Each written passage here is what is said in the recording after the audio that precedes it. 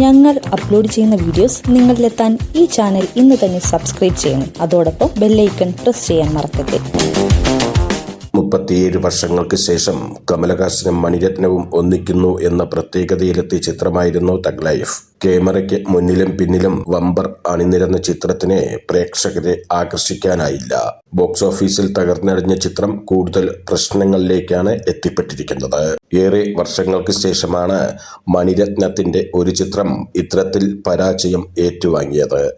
Release ചെയ്ത് ഒരാഴ്ച തികയുന്നതിന് മുൻപ് തന്നെ തമിഴ്നാട്ടിലെ പല തിയേറ്ററുകളും സിനിമയുടെ പ്രദർശനം നിർത്തിവച്ചിരുന്നു.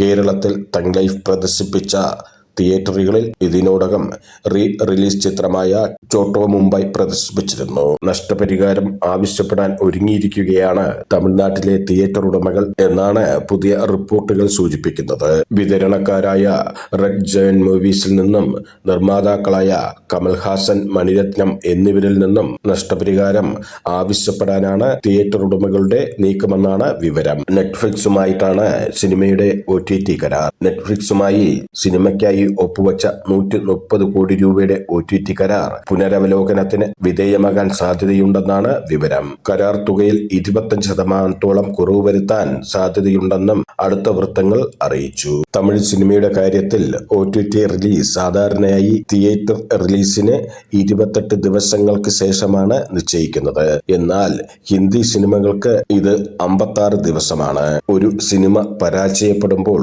പ്രാഥമിക സാമ്പത്തിക നഷ്ടങ്ങൾ സാധാരണയായി നിർമ്മാതാക്കളാണ് വഹിക്കുന്നത്. തിയേറ്റർ ഉടമകളും വിതരണക്കാരും തമ്മിലുള്ള വരുമാനം പങ്കിടുന്ന അനുപാതത്തിനനുസരിച്ച് നഷ്ടങ്ങൾ വിതരണക്കാർ നികത്തും. മുൻകാലങ്ങളിൽ മുൻനിര നടന്മാർ താങ്കളുടെ സിനിമകൾ മോശം പ്രകടനം കാഴ്ചവെച്ചതിന് തിയേറ്റർ ഉടമകൾക്ക് നഷ്ടപരിഹാരം നൽകിയ ചരിത്രവുമുണ്ട്.